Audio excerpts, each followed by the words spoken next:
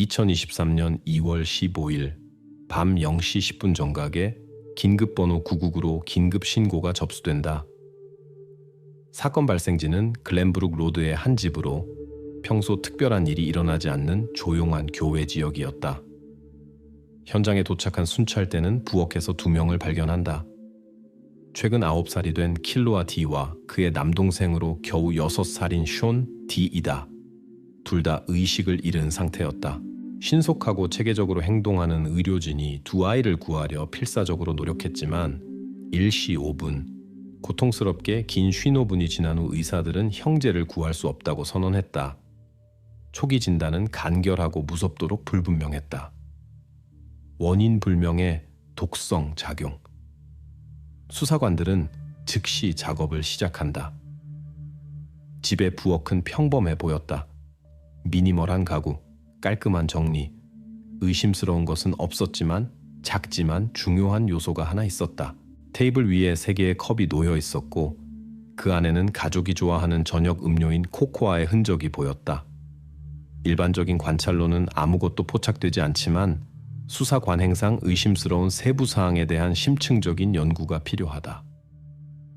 이미 다음 날 아침 최신 장비로 무장한 CUH 연구소가 확인할 것이다.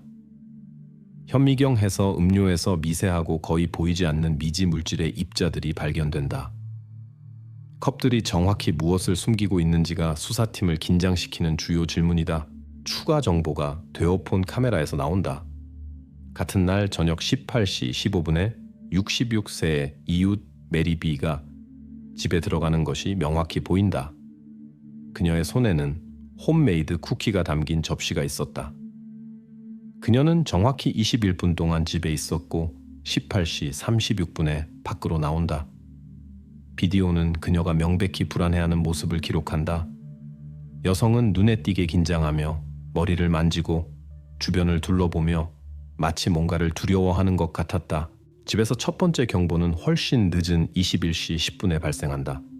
킬로아와 숀이 복부에 격렬하고 날카로운 통증을 호소하기 시작한다. 어머니인 39세의 안나 D가 빠르게 반응하여 즉시 GP 당직 라인에 전화한다. 전문가는 진통제를 주고 관찰할 것을 조언한다. 안나는 권고를 따른다. 각자에게 250mg의 파라세타몰을 주고 둘을 진정시키려 노력한다. 그러나 개선이 없었다. 반대로 2시간 후 증상이 급격히 악화된다. 23시 5분에 어머니가 다시 의사에게 전화하고 이번에는 기다리지 말고 즉시 구급차를 부르라고 권한다. 한편 경찰은 이미 사건에 연루될 수 있는 사람들의 목록을 검토하고 있다.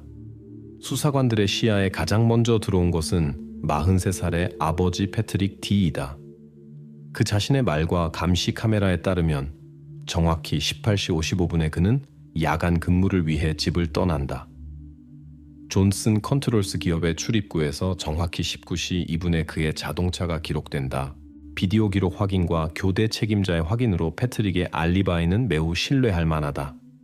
이제 모든 주의가 킬로아와 숀의 할머니인 74세의 엘러노르 D에게 집중된다. 패트릭이 떠난 후 집에 남은 유일한 성인이 바로 그녀였다. 이웃들은 그녀를 차분하고 균형 잡힌 여성으로 묘사하지만 수사관들은 이런 사건에서 첫인상이 현실과 일치하는 경우가 드물다는 것을 안다. 바로 엘러노르가 저녁에 아이들에게 코코아를 준비했고 바로 그녀가 음료나 쿠키에 뭔가 이상한 점이 있었다면 알아차릴 수 있었을 것이다. 이웃 메리 B는 수사에서 초기에 면밀한 관심을 받는다. 그녀의 명백한 초조함은 경찰로 하여금 그녀에게 불편한 질문을 하게 만든다. 메리는 즉시 킬로아와 숀이 초콜릿을 잘 견디지 못했고 바로 그래서 그녀가 가져온 쿠키가 다이어트용이고 안전했다고 설명하려 한다. 그녀의 말은 회의적으로 받아들여지지만 쿠키 성분에 대한 전문가 검사는 이미 아침까지 위험이 없었음을 확인할 것이다. 경찰의 견해로는 이웃의 긴장은 이웃집의 끔찍한 사건에 대한 충격 때문이지 그녀의 직접적인 연루 때문이 아니다.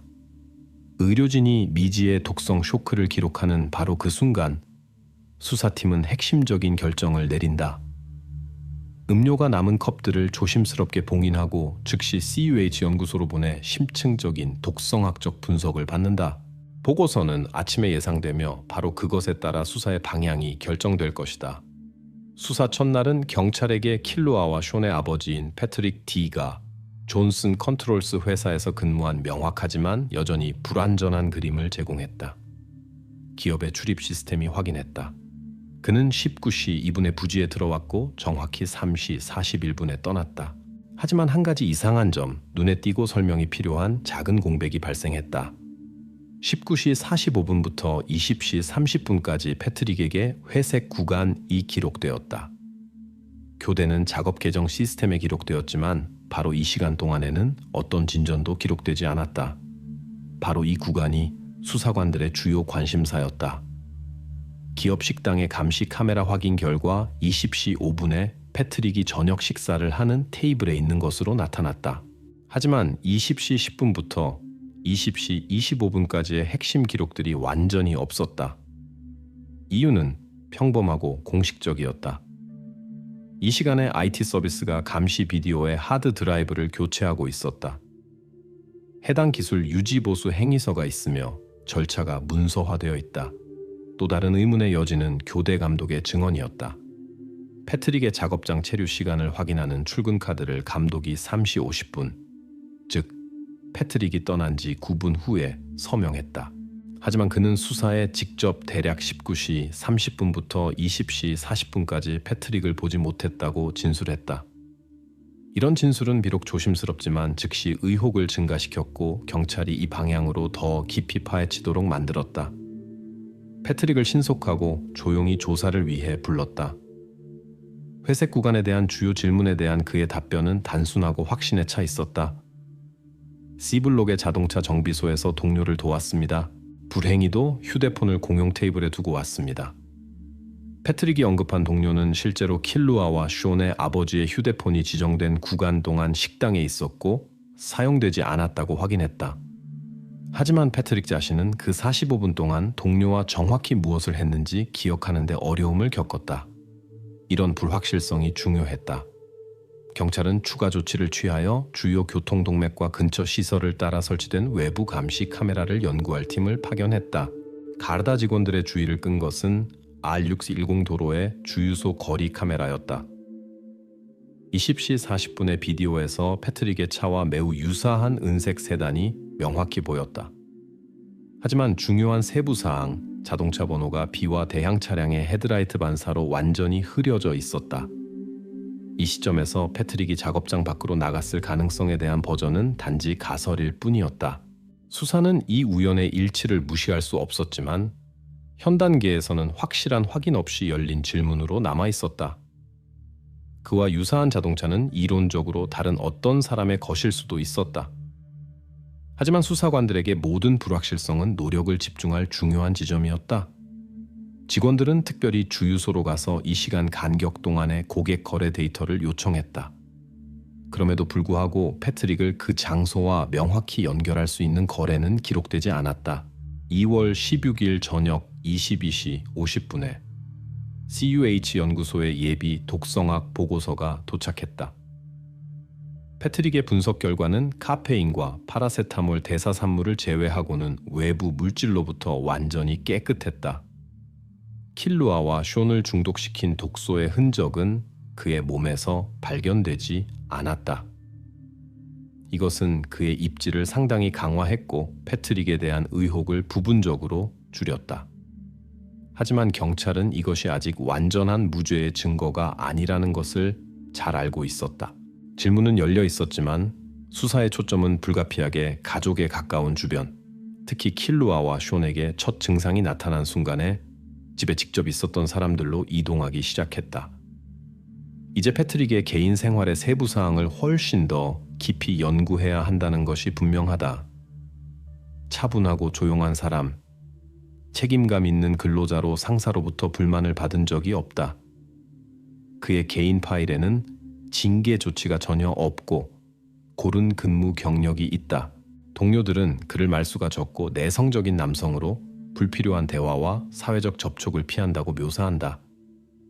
그의 휴대폰이 식당의 공용 테이블에 남겨진 사실은 그런 성격 특성에 쉽게 들어맞는다. 하지만 중요한 순간에 사라지는 기록과 설명되지 않은 45분에 대한 증인 증언은 이 사람을 더 주의 깊게 연구할 이유가 되었다.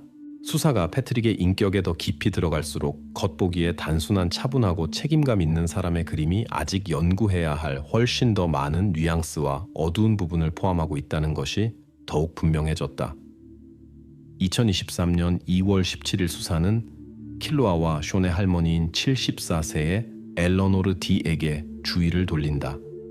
그녀의 재정 기록에서 예상치 못하고 이상한 지출이 발견된다. 1월에 1200유로, 2월 초에 또 1800유로의 큰 현금 인출. 엘러노르 자신은 이런 지출을 숨기지 않고 친척들에게 새 소파 구입에 대해 알렸다. 가족 주거지 확인 결과 이 버전을 확인하지 못한다. 가구가 추가되지 않았다. 경찰의 주의는 한 특정 상점, 친환경 제품을 전문으로 하는 그린리프에 집중된다. 내부 일지 기록에 따르면 2월 12일 여기서 이상한 구매가 이루어졌다. ED 이니셜을 가진 여성이 설치류용 유기농 과립을 구입했다. 기록에는 서명과 엘러노르의 카드 데이터와 완전히 일치하는 은행 카드의 마지막 4자리가 함께 있다. 질문을 받은 계산원은 구매자를 잘 기억했고 사진으로 즉시 신원을 확인했다. 계산원은 특이한 대화를 자세히 기억했다. 여성이 매우 정중하고 차분하게 어떤 과립 용량이 집에서 기르는 새에게 안전할지 물었다. 이런 세부 사항은 즉시 수사관들의 논리적 관심을 불러일으켰다. 엘러노르가 정확히 어떤 새를 염두에 두었는지, 그리고 왜 그렇게 특수한 상품을 선택했는지. 수사는 신속히 킬루아와 숀의 어머니인 39세의 안나 D와 대화를 진행한다. 안나는 경찰에게 시어머니의 특수한 공포증에 대해 알고 있다고 알린다. 엘러노르는 설치류를 공포스럽게 두려워했다. 하지만 안나는 집이나 인접한 부속 건물에서 설치류를 본 적이 없다고 단호히 진술한다. 법의학 전문가들이 집의 다락방과 지하실을 철저히 검사하고 기록한다. 둥지나 배설물 등 설치류 흔적을 찾는 수색은 완전한 실패로 끝난다. 다락방과 지하실은 절대적으로 깨끗하고 해충 존재에 어떤 징후도 없다. 엘러노르의 공포증은 아직 그녀의 행동에 대한 설명으로 남아있지만 객관적 사실과의 연결을 잃는다. 엘러노르 확인과 동시에 일시적으로 수사를 차지하는 또 다른 버전이 떠오른다. 집에서 킬루아와 숀 이름으로 된 보험 증서 문서가 발견된다. 증서는 비교적 최근에 작성되어 어머니 안나 D에 대한 즉각적인 의혹을 불러일으켰다. 바로 그녀가 이웃 메리가 가져온 쿠키를 중독 도구로 사용했을 수 있다는 가설이 나타났다. 하지만 액체 크로마토그래피와 질량 분석법을 사용한 법의학 전문가 검사가 신속히 모든 질문을 해결한다. 메리가 배달한 쿠키는 독성 물질로부터 절대적으로 깨끗하다. 도어폰 비디오 분석도 이웃이 첫 증상이 나타나기 훨씬 전에 집을 떠났음을 확인한다. 따라서 안나의 쿠키 버전은 수사에 의해 공식적으로 배제된다. 한편 집의 철저한 검사 중에 법의학 전문가들의 주의를 끄는 것은 겉보기에 사소한 물건, 가정용 가위였다. 하지만 현미경에서 가위날에서 미지 출처의 작은 녹색 내포물이 발견된다. 물질이 너무 작아서 실험실 분석 없이는 이 가위로 정확히 무엇을 했는지 이해할 수 없다. 가위는 즉시 고효율 액체 크로마토그래피 방법으로 상세한 분석을 위해 보내진다. 이 연구의 결과가 전체 사건 연쇄의 열쇠가 될 수 있다. 2023년 2월 18일 아침은 가르다 HPLC 연구소의 보고서 도착으로 시작된다. 분석은 극도로 정확하다. 가정용 가위와 컵에서 발견된 녹색 미세 결정은 브로디파쿰 0.009%의 활성 물질을 가진 산업용 설치류 구제제 안티코에 속한다. 이제 킬루아와 숀의 비극의 원인이 된 독이 공식적으로 확립되었다. 보고서의 핵심 세부 사항은 용의자 범위를 급격히 제한한다. 독성 입자는 단지 2개의 컵, 킬루아와 숀을 위한 것에서만 발견되었다.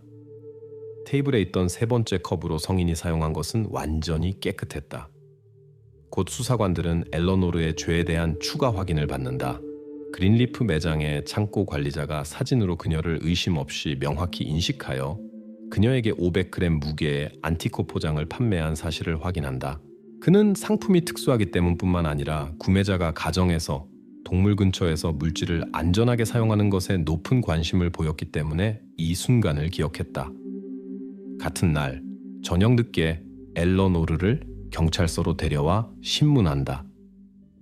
변호사 동행 없이 그녀는 차분해 보였고 수사의 질문에 절제되고 명확하게 답한다.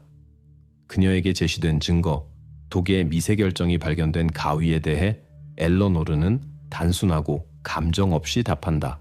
그녀는 그것들을 가정용으로만, 특히 뜨개질용 실을 자르기 위해서만 사용했다고 주장한다. 하지만 대화에 참석한 법의학 전문가가 가위날의 흔적 특성이 바로 설치류 구제제와 함께 진공 포장을 뜯는 것과 완전히 일치한다고 설명한다. 전문가는 가정용품은 이런 흔적을 남기지 않으며 이것은 특정 유형의 포장 작업에 대한 명확한 기술적 표시라고 강조한다. 엘러노르의 입장은 점점 더 불안정해진다. 수사는 그린리프의 증언과 연구소 데이터를 포함하여 발견된 사실들을 그녀에게 체계적으로 제시하기 계속한다. 동시에 집의 재검사 중에 수사관들은 킬로아와 쇼네 침실에서 10mg 용량의 졸피뎀 의약품의 빈 포장을 발견한다. 이 발견은 두 약물의 복합작용이 있었을 수 있다는 추정을 불러일으킨다. 하지만 이 시나리오의 직접적인 확인은 없고 이 가설은 아직 최종 결론 없이 보존된다. 몇 시간의 대화 후 증거의 압박이 강화되는 배경에서 엘러노르는 짧은 자백서에 서명하는 데 동의한다. 여기서 그녀는 개인적으로 안티코를 구입했고 직접 킬로아와 쇼네 음료에 넣었다고 밝힌다. 하지만 그녀의 자백은 건조하고 그녀의 행동 이유에 대한 어떤 설명도 없다. 하지만 몇 분 후 엘러노르는 자신의 입장을 급격히 바꾼다. 그녀는 수사관에게 자신의 자백을 철회하고 이전 말을 거부하며 변호사 제공을 주장한다고 진술한다. 수사는 즉시 대화를 중단하고 다음 날 아침까지 신문 계속을 연기할 수밖에 없다. 2024년 4월 22일 더블린 중앙형사법원이 엘러노르 D 사건에 대한 결정을 발표하며 최근 몇 년간 가장 불안한 사건 중 하나의 최종적인 마침표를 찍는다. 글렌브룩 로드의 비극적 사건 후 1년 이상이 지난 후 수사는 이전에 별다른 특징이 없던 75세 여성이 저지른 범죄의 모든 단계를 절대적 정확성으로 확립한다. 엘러노르 D는 특별한 잔혹성을 가진 고의적 살인 2건의 혐의로 유죄 판결을 받는다. 철저히 수행된 수사와 재판이 범죄의 준비와 실행 세부 사항을 가장 미세한 부분까지 확립한다. 법원 자료에 따르면 범죄는 2023년 2월 15일 훨씬 이전에 시작되었다. 2월 12일 엘러노르는 전문 매장 그린리프를 방문하여 브로디파쿰 농도 0.009%를 함유한 고독성 물질인 산업용 설치류 구제제 안티코 TM 500g을 구입했다. 결제는 그녀의 은행 카드로 이루어졌으며 이는 POS 로그와 매장 감시 카메라 기록으로 확인되었다. 나중에 집에서 일반 주방 가위를 사용하여 엘러노르는 독성 물질이 든 진공 포장을 조심스럽게 뜯었다.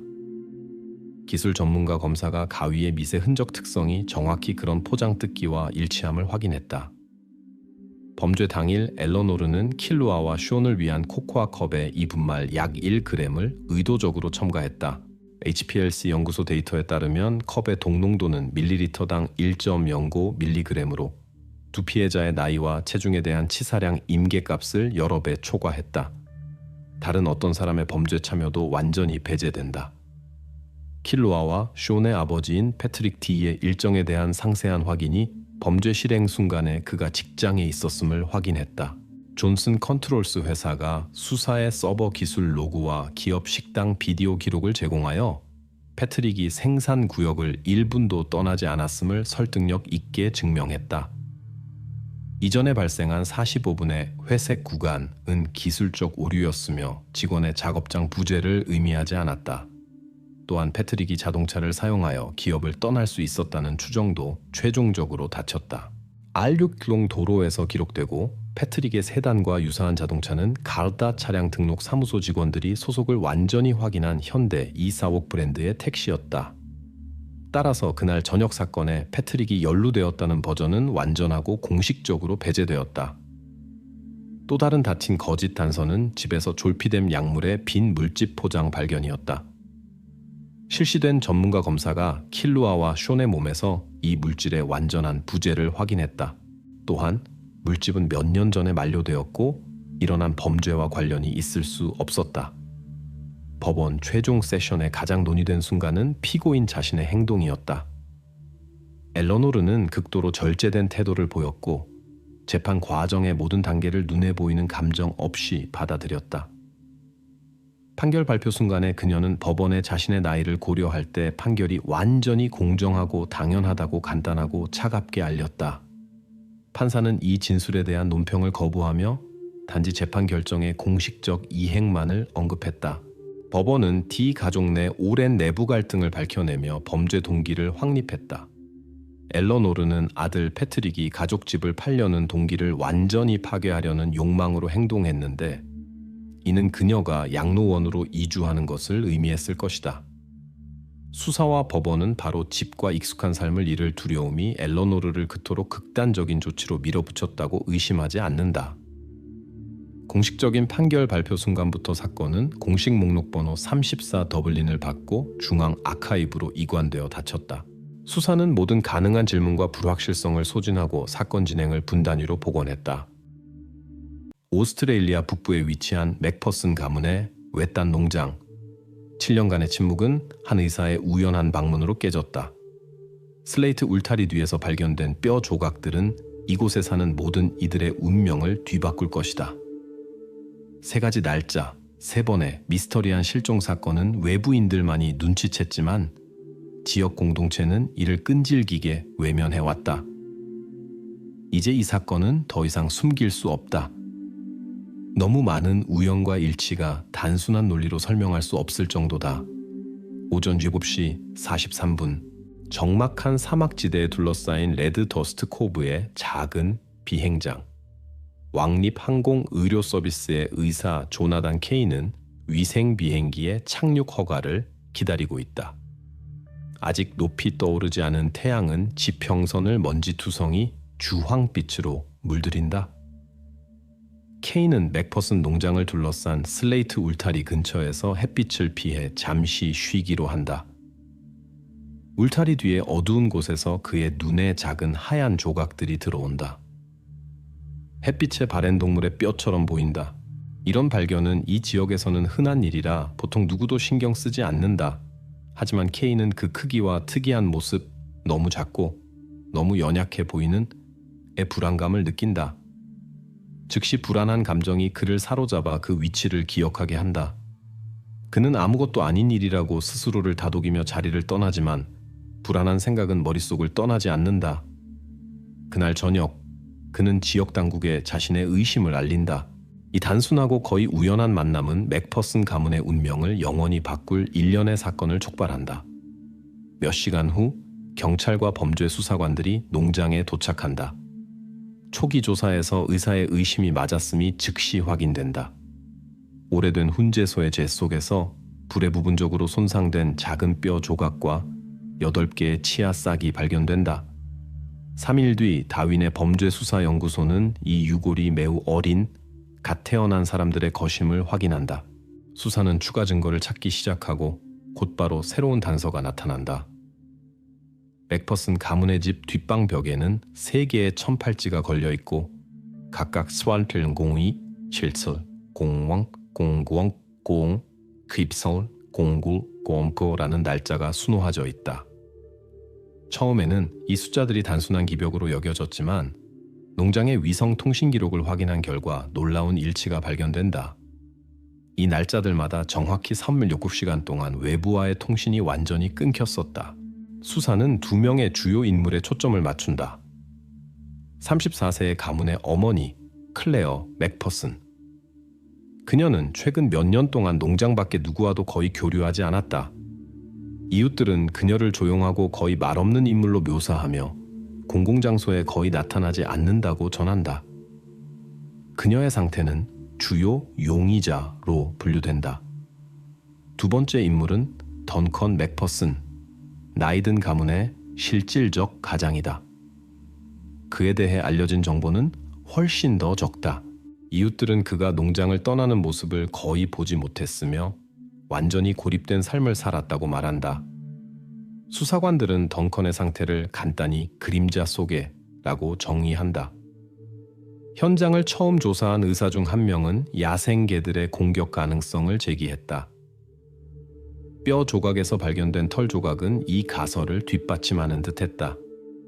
경찰은 처음에는 이 버전을 따랐다. 이 지역의 동물들은 크고 위험하며 사람에 대한 공격 사례도 이전에 있었다. 하지만 곧 수사는 상황이 훨씬 더 복잡하다는 것을 깨닫는다.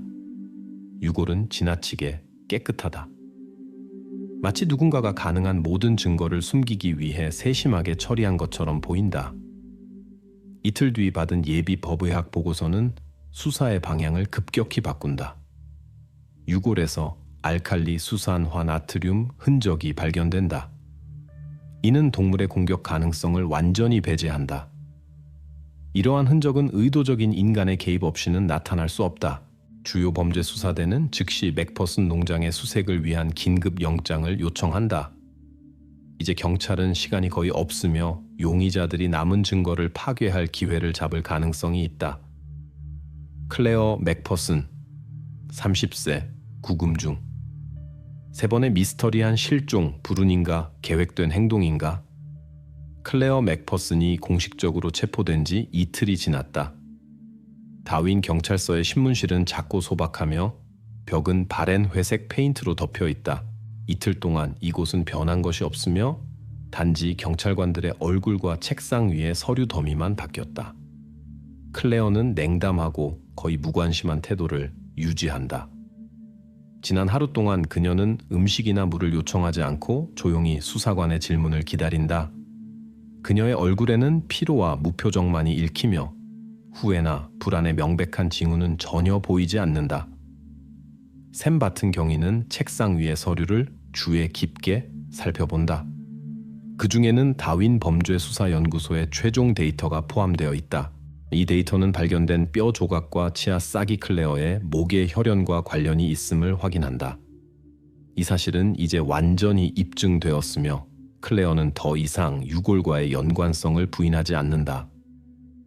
유골의 기원에 대한 경위의 질문에 클레어는 차분하고 느릿하게 대답한다. 그녀는 농장에서 발견된 3명의 유골이 모두 사산하였다고 주장한다. 그녀는 그들을 혼자 힘으로 묻었다고 말하며 가족 누구도 관여시키지 않았다고 한다. 그녀의 목소리는 설득력 있게 들리지만 수사관들은 한 가지 중요한 세부 사항에 주목한다. 그녀는 이처럼 무거운 경험을 이야기하면서 전혀 동요나 슬픔을 보이지 않는다. 그녀의 답변은 마치 여러 번 연습한 듯 형식적이고 기계적으로 들린다. 그럼에도 불구하고 수사관들은 그녀의 이야기를 의심한다. 기술적 분석에 따르면 클레어가 출산 직후의 신체 상태를 고려했을 때 약 3kg의 무게를 28m 거리까지 혼자 옮기는 것은 물리적으로 어려웠을 가능성이 높다. 계산 결과 그녀가 다른 사람의 도움 없이 이러한 작업을 수행했을 가능성은 낮다. 이는 경찰로 하여금 누군가, 가족 중 한 명이 공범이거나 최소한 사건의 증인일 가능성을 제기하게 한다. 이 시점에서 클레어는 자신의 주장을 바꾸며 농장 근처에 자주 나타나는 야생 딩고를 언급한다. 그녀는 레인저 스티브 롱에게서 동물들이 제대로 관리되지 않은 물건, 심지어 유골까지 훔쳐갈 수 있다는 이야기를 들었다고 말한다. 이는 특정인을 고발하려는 의도라기보다는 사건에 대한 어떤 설명을 찾으려는 시도처럼 들린다. 경찰은 이 주장을 확인하기 위해 즉시 지역 레인저 스티브 롱, 이 지역을 관리하는 원주민을 만나러 간다. 스티브는 이 지역의 특성과 동물들에 대해 잘 알고 있으며 이곳에서 딩고가 자주 나타난다고 확인한다. 하지만 그는 2024년 1월 27일 밤, 즉 마지막 실종 사건 당시 완전히 다른 장소에 있었다고 단호히 말한다. 스티브의 알리바이는 즉시 확인된다. 그의 공용 차량인 토요타 랜드크루저의 GPS 기록은 그가 그날 밤 맥퍼슨 농장에서 42km 떨어진 곳에 있었음을 보여준다. 이는 스티브의 관여 가능성을 완전히 배제하며 클레어가 딩고와 레인저를 끌어들여 사건을 설명하려던 시도가 실패로 끝났음을 의미한다. 스티브 롱은 더 이상 용의자 명단에서 제외된다. 스티브가 용의자에서 제외되면서 수사의 초점은 바뀐다.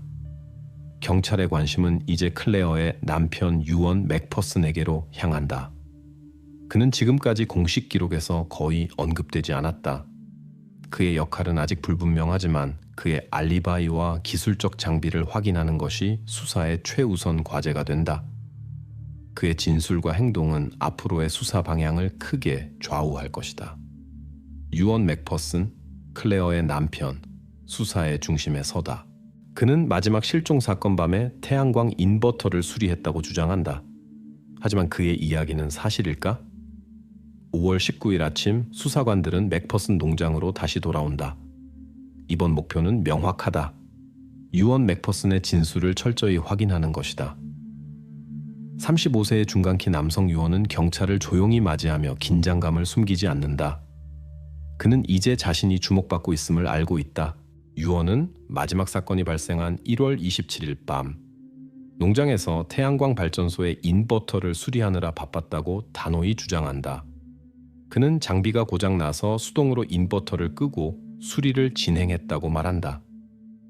수사관들은 이 주장을 면밀히 조사하고 불안한 불일치를 발견한다.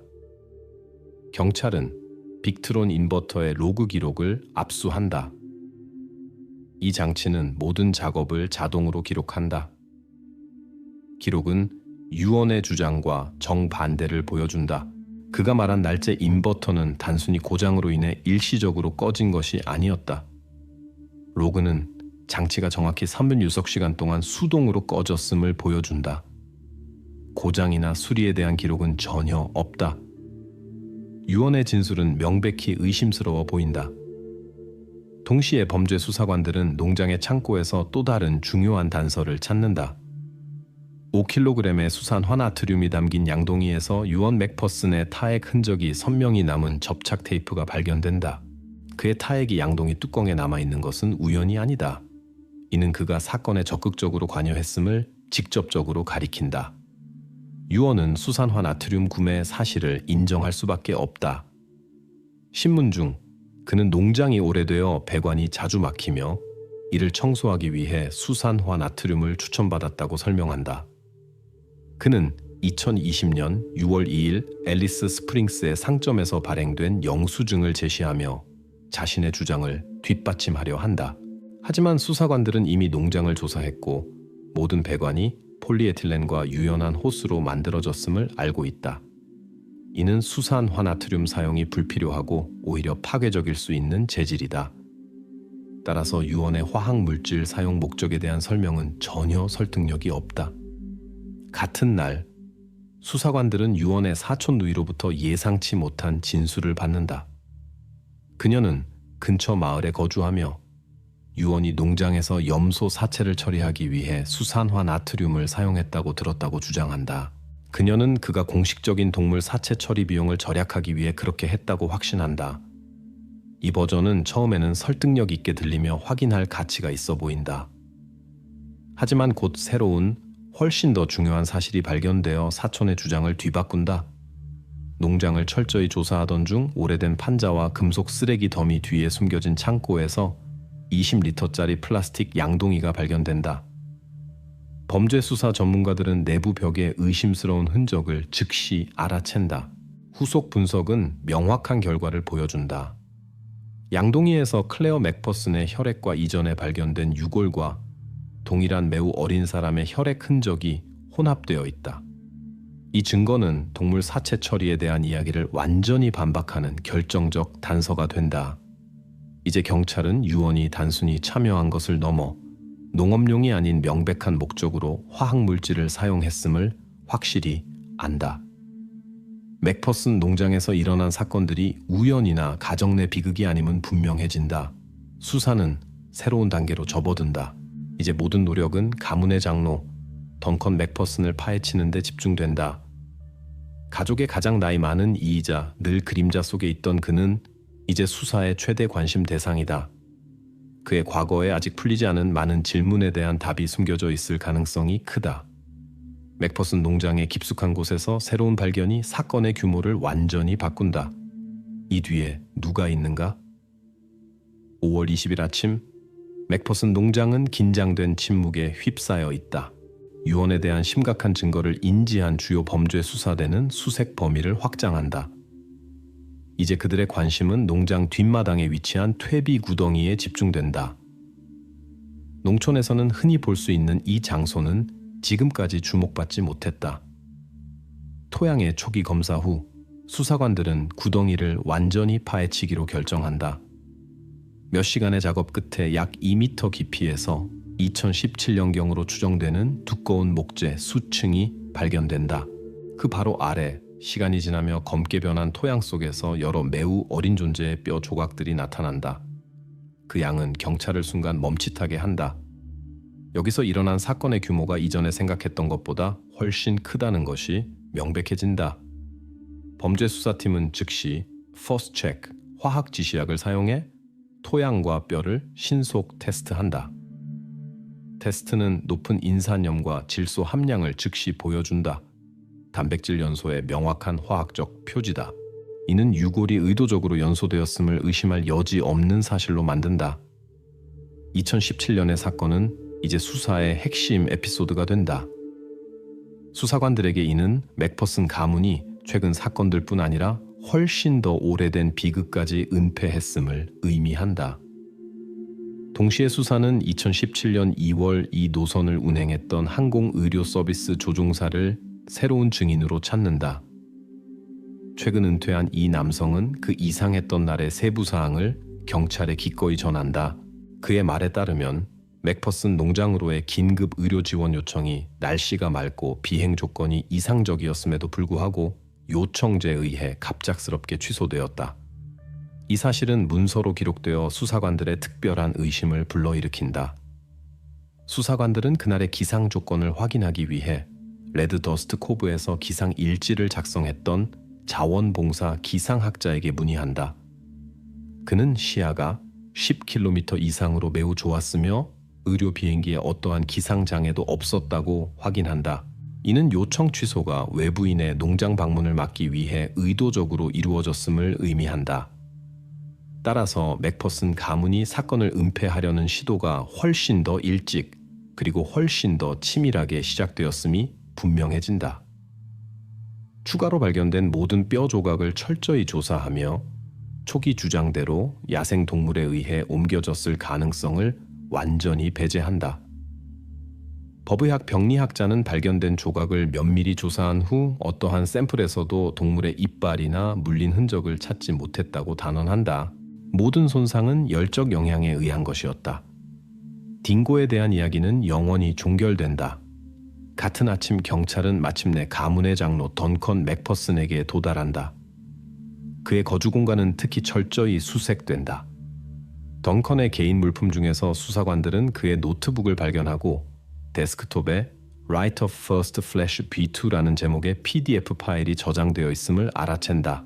이 문서를 피상적으로 검토하더라도 경찰은 이 텍스트가 농장에서 일어난 사건들과 명백히 연관되어 있음을 즉시 이해한다.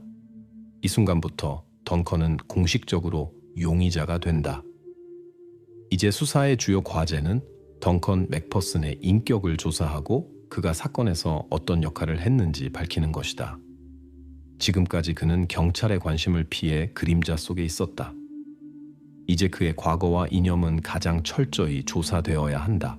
이는 수사가 얼마나 깊이 들어갈지 그리고 맥퍼슨 농장에서 일어난 사건의 전체 규모를 밝힐 수 있을지에 달려있다. 던컨 맥퍼슨, 62세, 구금. 수사의 핵심 질문, 이 남자가 어떻게 가족 전체를 지배했는가? 5월 21일 이른 아침, 던컨 맥퍼슨은 처음으로 다윈 경찰서의 문턱을 넘는다. 이전까지 사건에서 눈에 띄지 않던 이 나이든 남자는 차분하고 절제된 모습을 보인다. 처음부터 그는 가족 내에서의 자신의 역할을 부인하려 하지 않지만 그의 답변은 극도로 신중하고 치밀하게 계산된 듯하다. 수사관들은 던컨이 단순한 인물이 아니며 감정을 잘 통제할 줄 아는 사람임을 분명히 느낀다. 경찰 분석가들의 책상에는 던컨의 노트북에서 발견된 Right of First Flash V2 파일에 대한 조사 결과가 놓여 있다. 부분적으로 검열된 이 텍스트는 던컨이 가족 내에서 일어난 사건의 이념적 근거를 만들었음을 분명히 보여준다. 하지만 수사는 아직 이를 완전히 공개하지 않고 던컨을 통해 더 많은 정보를 얻으려 한다. 동시에 분석가들은 1998년, 현재로부터 26년 전으로 거슬러 올라가는 던컨 맥퍼슨의 오래된 일기를 발견한다. 수많은 일상적 기록 중 이상하고 섬뜩한 상징성이 돋보이는 한 구절이 있다. 그는 매우 어린 존재의 연기가 늙은 목동의 숨을 연장할 수 있다고 언급한다. 이 시점에서 수사는 던컨이 나중에 사용한 아이디어가 깊은 뿌리를 가지고 있으며 최근 몇 년의 사건들보다 훨씬 이전에 형성되었음을 깨닫는다. 던컨의 과거를 추가로 조사하던 중 2002년에 증인이 등장한다. 지역 수의사다. 그는 2000년대 초반 던컨이 농장에서 이상한 방법을 사용했다고 전한다. 그는 어린 염소를 훈제하며 이를 약용 목적이라고 설명했다. 당시에는 이를 이상하지만 비교적 무해한 노인 농부의 기벽으로 여겼다. 하지만 이제는 전혀 다르게 보인다. 수사관들의 특별한 관심은 퇴비 구덩이가 사실상 거대한 훈제소로 변형된 구조에 쏠린다. 구덩이, 건설 관련 문서를 요청하자 첫 번째 알려진 사건 직전에 구덩이가 만들어졌음을 알게 된다. 2016년 캐서린 캐서린 브릭스에서 발행된 영수증은 내화 벽돌 600개를 구매했음을 보여준다. 이 벽돌은 당시 오스트레일리아 시장에서 실제로 구입 가능했으며 던컨은 이를 구매한 사실을 부인하지 않는다. 하지만 그는 이 많은 특수 자재의 진정한 용도를 설명하지 않는다. 수사는 중요한 세부 사항을 알아챈다. 벽돌 구매 날짜가 클레어 맥퍼슨의 첫 임신 시기와 일치한다. 이제 그림이 서서히 맞춰진다. 던컨은 사건을 미리 계획하고 첫 번째 기록된 사건이 시작되기 훨씬 전부터 기술적 기반을 준비했던 것이다. 던컨의 변호사는 모든 신문에 동석하며 수사관들의 관심을 다른 방향으로 돌리려 한다. 그는 훈제 구덩이가 농업용 가축 처리와 훈제에만 사용되었다고 공식 주장한다. 맥퍼슨 농장이 많은 동물을 키웠으므로 이 설명은 표면적으로는 타당해 보인다. 하지만 수사관들은 이미 현장에서 확인된 사실들이 이 단순한 설명과 맞지 않음을 알고 있다. 이제 이 주장을 완전히 반박할 확실한 증거가 필요하다. 해답은 빠르게 나온다. 범죄 수사관들은 휴대용 XRF 형광 X선 분석기를 농장으로 보내 벽돌의 화학적 구성을 상세히 조사한다. 분석 결과는 명확하다. 벽돌에서 인산염과 칼슘의 미세 입자가 발견된다. 인간 유골과 접촉할 때만 생기는 전형적인 잔여물이다. 농업적 용도로는 이러한 흔적이 있을 수 없다. 변호사의 훈제 구덩이 농업 사용 주장은 이 과학적 증거의 압박으로 무너진다. 이 발견과 증거로 수사는 던컨의 역할이 단순한 기술적 참여나 가족 지도에 그치지 않았음을 깨닫는다. 그는 분명히 사건을 체계적으로 준비했으며 가족의 의식에 깊이 뿌리내린 신념을 활용했다. 이제 심리적 측면을 더 깊이 조사할 때다. 클레어와 다른 가족 구성원들이 어떻게 던컨의 강한 영향 아래 놓였으며 이 영향이 수년간 어떻게 작용했는지 알아내야 한다. 도시는 피를 약화시킨다. 맥퍼슨 가문의 주요 전설이었다. 하지만 추방에 대한 두려움이 어떻게 클레어를 통제하는 주요 도구가 되었는가? 5월 23일 아침, 수사관들은 클레어 맥퍼슨의 심리적 상태를 밝히는 중요한 증거를 얻는다. 맥퍼슨 가문의 집에서 압수된 수많은 서류 중 2019년에 클레어가 여동생에게 보낸 편지가 발견된다. 짧고 절박한 이 편지에서 클레어는 어떤 미스터리한 의식을 통과하지 못하면 30세가 되기 전에 자신의 삶이 끝날 것이라고 믿고 있다고 고백한다.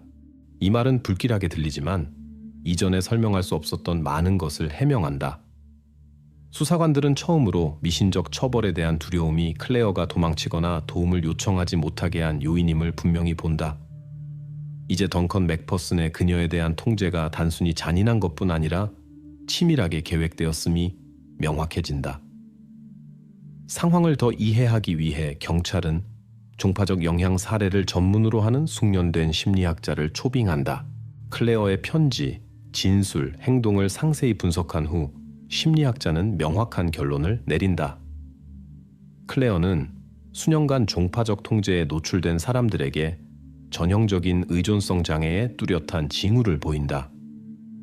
심리학자는 이러한 영향이 고립과 공동체 추방에 대한 두려움을 기반으로 한 장기적이고 체계적인 의식 처리를 통해 이루어진다고 설명한다. 클레어의 경우 가족 전설인 도시는 피를 약화시킨다는 두려움이 절대적이고 압도적인 요인이었다. 이제 수사관들은 클레어가 자신의 행동의 심각성을 얼마나 인지했는지 이해하는 것이 중요하다. 심리학자와 정신과 의사들의 전문가 의견에 따르면 클레어는 강한 암시와 가족 장로의 압박 아래 행동했지만 자신의 행동의 결과를 현실적으로 충분히 인지하고 평가할 수 있었다. 이는 그녀가 압박을 받았음에도 불구하고 완전히 책임을 면할 수 없음을 의미한다. 경찰은 이제 피해자이자 범죄의 참여자라는 이중적 역할을 한 사람을 마주하고 있다. 이 이중성은 수사의 추가 조치와 최종 결정을 크게 복잡하게 만든다. 이에 대해 클레어의 변호사는 산후 정신병을 주장한다. 변호인은 클레어가 출산으로 인한 극도로 심각한 심리적 상태로 인해 자신의 행동을 인지하지 못했다고 증명하려 한다. 이 설명은 형식적으로 가능성이 있지만 이미 확보된 정신과적 결론은 이 주장을 상당히 약화시킨다. 수사관들은 더 깊은 의학적 검사를 통해 이 경로를 최종적으로 배제하거나 확인할 수 있을 것임을 이해한다. 이 순간 사건의 시각을 완전히 바꾸는 또 다른 중요한 증거가 나타난다. 2014년 1월 26일 맥퍼슨 농장의 이리듐 모뎀에서 전송된 위성 메시지 기록을 조사하던 중 클레어가 덩컨에게 보낸 짧은 SMS가 발견된다. 메시지는 간결하고 명확하다. 준비됐어요? 우리를 위해. 수사관들에게 이 메시지는 그녀의 행동이 의식적이었고 의도가 있음을 확인하는 가장 중요한 증거가 된다. 이제 클레어를 단순히 상황의 수동적 피해자로 보기란 불가능하다. 그녀는 농장에서 일어난 일의 계획과 실행에 분명히 참여했지만 그녀의 인식과 복종의 정도는 여전히 추가 분석이 필요하다. 이 SMS 발견 후 경찰은 맥퍼슨 가문이 정기적으로 구매한 산부인과 키트의 구매 및 사용 이력을 조사하기 시작한다. 이 수사선은 지역농업협동조합인 레드더스트 에그리컬처럴로 이어진다. 수사관들은 누가 언제 의료키트를 구매했는지 그리고 이것이 맥퍼슨 농장의 사건들과 얼마나 연관이 있는지 알아내려 한다. 과거에서 나온 예상치 못한 단서가 외부인의 관여를 밝힌다. 의료물품 구매 뒤에 숨은 자는 누구인가? 5월 25일 아침 다윈 경찰서에 익명의 발신자로부터 예상치 못한 메시지가 도착한다.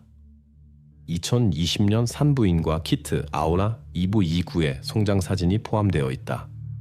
문서에는 회계사 로스 모스의 서명이 선명히 보인다.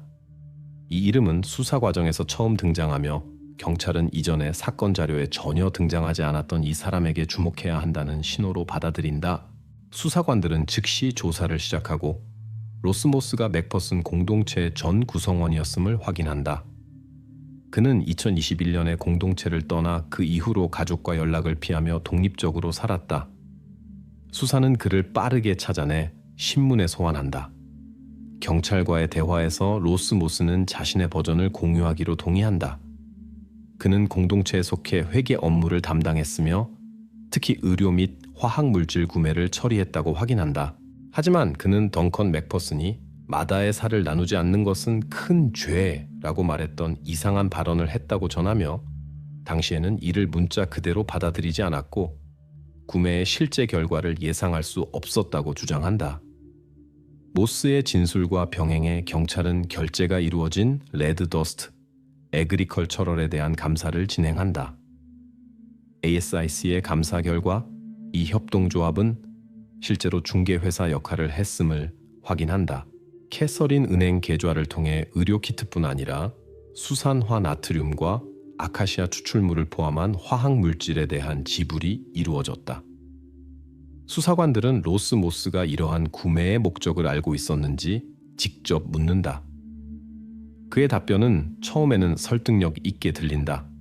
그는 처음에는 전혀 몰랐으며 오스트레일리아 시골 공동체에서 흔한 은밀한 가정 출산에 관한 것이라고 생각했다고 주장한다. 하지만 곧 그의 말이 의심받는다. 체포 당일 압수된 그의 플래시 드라이브 SHA-2556 해시로 즉시 봉인됨에서 발견된 메시지 기록은 모스가 수산화 나트륨 구매 세부 사항을 직접 논의했음을 보여준다. 메시지에는 출산 직후 긴급 배송에 대한 지시가 포함되어 있어 그가 상황의 특수성을 이해했음을 명확히 나타낸다. 이제 모스가 이전에 인정한 것보다 훨씬 더 많이 알고 있었음이 분명해진다. 그는 단순한 회계사가 아니라 맥퍼슨 농장에서의 범죄에 사용된 물질 공급 사슬의 중요한 고리였다. 로스 모스는 자신을 너무 작고 중요하지 않은 인물로 묘사하려 하며 던컨과 맥퍼슨 가문의 진정한 의도를 이해할 수 없었다고 말한다. 그는 자신을 단지 공동체의 고위 구성원의 지시를 따르는 평범한 실행자로 보았다고 주장한다. 수사관들은 이 주장을 주의 깊게 기록하지만 그의 인식 정도가 그가 보여주려는 것보다 훨씬 높았음이 이미 명확하다. 그럼에도 불구하고 이 시점에서 모스의 역할이 핵심적이거나 주도적이지 않음을 강조하는 것이 중요하다. 그는 이념가가 아니라 실질적인 기능을 수행했다. 가장 중요한 증거는 같은 날 나타난다. 로스 모스의 압수된 전자 스프레드시트에서 FF 윈도우 3B6 표시가 발견된다. 이리듐 위성통신 사업자의 로그와 날짜를 대조한 결과 이 시간 프레임이 맥퍼슨 농장에 이미 알려진 36시간 통신 차단 기간과 완전히 일치함을 알게 된다. 이 증거는 모스가 사건 자체뿐 아니라 사건이 발생한 정확한 시간까지 알고 있었음을 명확히 증명한다. 이 순간부터 로스 모스는 공식적으로 검찰 측 증인으로 전환된다. 그는 더 이상 자신의 인식을 부인하려 하지 않으며 추가 저항이 무의미함을 이해한다. 모스와 그의 진술의 등장으로 수사는 마침내 세 주요 피의자 클레어, 유언, 던컨의 직접적 관여를 밝힐 열쇠를 얻는다. 이제 경찰은 그들의 직접적 참여를 기록한 비디오 자료를 분석하여 각자의 책임 정도를 최종적으로 확인할 준비를 한다. 수사 최종 단계. 이제 핵심 질문은 누가 주도자였는가? 장로 던컨, 어머니 클레어, 아니면 그녀의 남편 유언 맥퍼슨? 로스 모스의 핵심 진술 3일 후인 5월 28일, 수사는 새 용의자의 역할에 빛을 비추는 새로운 증거를 얻는다. 이제 주요 관심은 이전에 가장 덜 주목받았던 유언 맥퍼슨에게로 쏠린다. 그날 아침, 맥퍼슨 가문의 집에서 유언의 서류와 오래된 책들 사이에 숨겨진 메모가 발견된다. 메모에는 간결하게 따뜻할 때 태워라, 그렇지 않으면 영원히 운다 라고 적혀 있다. 이 문구는 즉시 수사관들에게 이전에 압수되고 철저히 조사된 던컨 맥퍼슨의 일기와 연관성을 떠올리게 한다. 경찰은 메모를 전문가에게 보낸다. 같은 날, 언어학 전문가는 메모의 문구가 던컨의 수년 전 일기에 사용된 문체 및 언어적 표현과 완전히 동일하다는 결론을 내린다. 이는 장로가 가족을 통제했을 뿐 아니라 유언의 행동에까지 직접 영향을 미치며 심지어 행동의 표현까지 지시했음을 보여준다.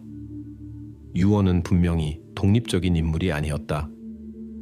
수사에서 유언 맥퍼슨이 단순히 타인의 게임에서 조리였는지 아니면 중대한 행동의 직접적 실행자였는지를 이해하는 것이 중요해진다. 사건 자료와 유언과의 대화를 조사한 정신과 의사는 명확한 결론을 제시한다. 유언의 지능은 평균 이하로 그는 던컨과 클레어의 절대적 암시 아래 있었다. 정신과 의사는 그를 질문 없이 지시를 따르고 결과를 분석하지 않는 피동적 인물로 묘사한다. 이는 유언이 중대한 사건에 저항 없이 참여한 이유를 설명한다. 한편 던컨의 변호사는 클라이언트를 보호하려 하며 장로가 유골연소에 직접 참여하지 않았으므로 이 특정 사건에 대해 개인적 책임을 질 수 없다고 주장한다. 하지만 경찰은 이미 이러한 주장을 반박하는 사실을 가지고 있으며 곧 모든 의심을 종결짓는 최종 증거가 나타난다. 5월 28일 저녁, 경찰은 결정적 증거에 접근한다. 2020년 6월 3일 로스 모스의 휴대폰으로 촬영된 영상이다. 영상 품질은 충분히 높아 등장인물을 쉽게 알아볼 수 있다. 영상에는 훈제 구덩이 옆에 던컨 맥퍼슨이 서 있는 모습이 선명히 보인다.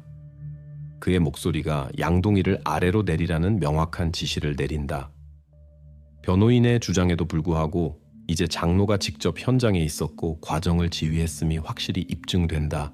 이 영상은 덩컨의 직접적 관여를 최종적으로 연결짓는 결정적 증거가 된다.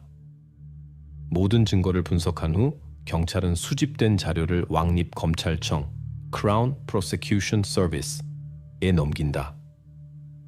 이제 사건은 공식적으로 재판 준비 단계로 넘어간다. 검찰은 수집된 증거의 강력함을 확신하며 각 용의자의 참여를 철저히 보여주는 종합적 그림을 법정에 제시할 준비를 한다. 2025년 3월 12일 다윈의 북부 준주대법원에서 최종 심리가 시작된다. 수개월간의 법정 심리와 수사의 치밀한 작업 끝에 경찰이 수많은 사실과 증거로 조각조각 맞춘 그림이 완성된다. 맥퍼슨 농장에서의 충격적인 발견 이후 거의 1년이 지난 지금 판사는 결정을 발표할 것이다. 법정은 가득 찼지만 절대적인 침묵이 흐른다. 용의자들, 던컨, 클레어, 유언 맥퍼슨은 유리 칸막이 뒤에서 조용히 판결을 기다린다. 그들은 배심원 없는 재판을 선택했으며 이는 추가적인 관심을 피하려는 의도로 보인다. 하지만 이 사건에 대한 대중의 관심은 엄청나고 이해할 만하다. 범죄는 너무나 복잡하고 끔찍하여 지역 전체의 의식의 흔적을 남겼다. 판사는 불필요한 논평 없이 증거를 체계적으로 나열하며 범죄의 전체 그림을 구성한다. 그는 맥퍼슨 가문이 RFDS 의료 서비스 호출을 실제로 취소했음을 확인한다. 이 모든 에피소드는 이리디움 모뎀을 통해 위성통신이 정확히 36억 시간 동안 수동으로 차단된 시기와 일치한다. 이 시간은 의식 수행과 모든 증거 은폐에 사용되었다. 수사는 2016년에 던컨 맥퍼슨이 특수 내화 벽돌로 특별한 구덩이를 미리 건설했음을 확인했다. 전문가들은 XRF 분석기를 사용해 벽돌에서 인간 생물학적 물질의 잔여물을 확인했다. 증거 은폐를 위한 화학 물질은 여러 차례 구매되었으며 수산화 나트륨 대량 구매가 3번 기록되었다. 아카시아 목재와 함께 이 화학 물질은 모든 생물학적 흔적을 완전히 파괴하는 데 사용되었다. 가문의 집에서 발견된 날짜가 수노인 1008지는 범행의 문서적 증거로 확인되었다. 각 날짜는 통신 차단 시기와 유골 파괴 흔적 발견 시기와 일치했다. DNA 분석은 피해자들이 맥퍼슨 가문과 관련 있음을 의심의 여지 없이 입증했다. 로스 모스가 제공한 핵심 영상은 던컨 맥퍼슨이 모든 과정을 직접 지휘했음을 확인했다. 그의 목소리와 모습은 양동이를 구덩이에 내리라는 지시를 내리는 영상에 선명히 나타난다. 판사가 범죄의 세부 사항을 낭독하는 동안 던컨 맥퍼슨은 평정을 잃는다. 그의 늘 침착했던 얼굴이 갑자기 일그러지고 그는 자리에서 벌떡 일어선다.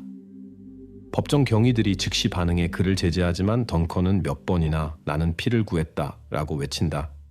그의 목소리는 떨리고 눈에는 공황이 스친다. 하지만 그는 곧 다시 자리에 앉혀지고 더 이상 아무 말도 하지 않고 앞을 응시한다. 판사는 이 에피소드를 논평하지 않고 결정을 마무리하는 부분을 계속 낭독한다. 법원은 클레어 맥퍼슨이 두려움과 암시의 영향을 받았지만 자신의 행동의 결과를 완전히 인지하고 적극적으로 참여했음을 확인한다. 유언 맥퍼슨은 정신과 의사들의 결론에 따라 평균 이하의 지능을 가진 아내와 장로의 완전한 통제 아래 있던 인물로 그럼에도 불구하고 범죄 흔적 제거에 직접 참여했다. 던컨 맥퍼슨의 역할은 중심적이었다.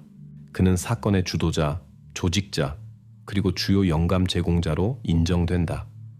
법원은 또한 수사와 범죄 수사관들의 모든 노력에도 불구하고 특히 2017년의 피해자 수를 DNA 샘플의 시간 경과와 화학 물질의 영향으로 인해 정확히 파악할 수 없었음을 별도로 강조한다. 따라서 일어난 사건의 진정한 규모는 영원히 알려지지 않을 수 있다.